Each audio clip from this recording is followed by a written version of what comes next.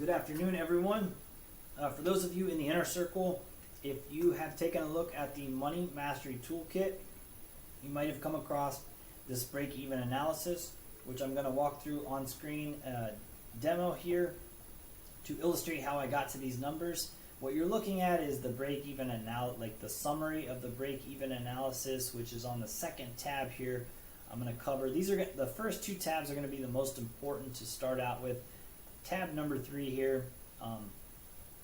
I'll cover that in another video, but I don't want to add in too much here because the most important things to find here, very, very important, is just to find your break-even point, meaning how much money is leaving your account on a monthly basis just to stay in business. What does that tell you? It tells you what needs to be done, how much money needs to come in to replace the funds that leave. It also tells us how much time we can spend on a given transaction, which I will cover in this section here, or this page here. I'm not going to cover any variable expenses. That's going to change, by the individual, by the bank. I'll explain more once I get there. Starting at the top here, I'm going to walk through how I got to these numbers, and we'll go from there. CRM, I plugged in 125. That seems to be about the middle of most of them that I see. Direct labor, very important number here to find. At a bare minimum, you need to place a dollar figure on your time. Why do you need to do that? Great question. I'm glad you asked it. Well, because that tells you how much time you can spend on one transaction before it's no longer worth it for you. So for example, say transaction A is going to cost you 10 hours of time, and you value your time at $100 per hour. Could be more, could be less, just an example. So that costs you $1,000 to push that deal across the finish line. So maybe you got tunnel vision on transaction A, it's going to cost you 10 hours, but maybe transaction B, which you're not paying attention to, you're not looking for, you're not researching, maybe that's only going to cost you 5 hours of time at $100 per hour, and therefore your cost to push transaction B would only be $500.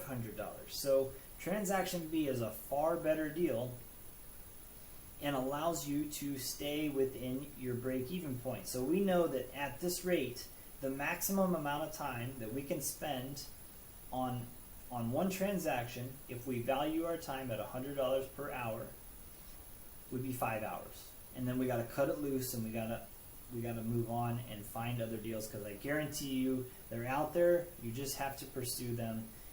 You can't spend too much time on one. So very important number to find. Lead gen software, plugged in 100 there, nice round number. Phone system, SMS, 150 right there. Salaries, also a very important number. I plugged this in as a fixed cost. This is going to, could be fixed. It could be variable, depending on the relationship you have with maybe your acquisitions person, your dispositions person. However you pay your people would be dictated here. So if your people, your acquisition person, your dispo person are getting paid based on the assignment fee or a percentage, then that would be a variable cost. If they're getting paid per hour or maybe a salary, then it would be more of a fixed cost. But I would account for a minimum of $3,500 at a baseline average assignment fee of 10K right here, which I'll explain the relativity of these two numbers once I get here. Supplies, nice easy round number there. Most people are virtual now, limited supplies, other than some paper, some notebooks maybe. Marketing, plugged in 500 there. IT services around 25. It's going to be an expense that you're not really thinking of, but it's going to be good to have. And then insurance, professional services, bank fees, those are going to be variable, which I'm not going to plug in. That could be the realtor fees if you have to pay any realtors. Maybe it's the seller though. But maybe that's your closing fee. Maybe it is a real estate attorney fee that you need to pay. That could change on a variable basis per transaction. Bank fees, that could be wire fees, ACH fees. Maybe you have a monthly service fee. So those would all be variable. And your owner's draw here, you probably want to shoot for a minimum of 5K if your average assignment fee is 10K. Now, I'll get to that here in a moment, but what does that put us at? That puts us at $99.05 as a grand total of fixed cost expenses on a monthly basis. And that puts us right here at our average sale price per unit, which is the translated would be our average assignment fee per transaction of 10K. Now our ratio, our break-even ratio is 0.99 or 1. So we know that we need to do at least one closing per month at an average assignment fee of 10K to meet all of our expenses, get all of our people paid in time, get our VAs paid in time, our vendors, so on and so forth. That's how we keep everyone happy. Very important number to know so that you don't spend too much time in one area and have to delay payment. Because the worst way, or I'm sorry, the best way to ruin a relationship is to not pay people on time.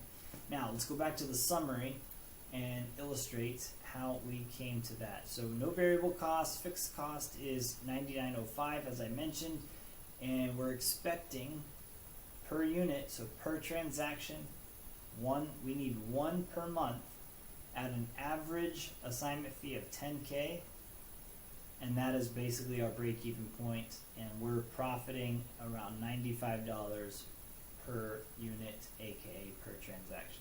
So again, first two tabs here, very important, pay attention to. I hope this was beneficial so that you know how to find that break-even point. That tells you so much good information.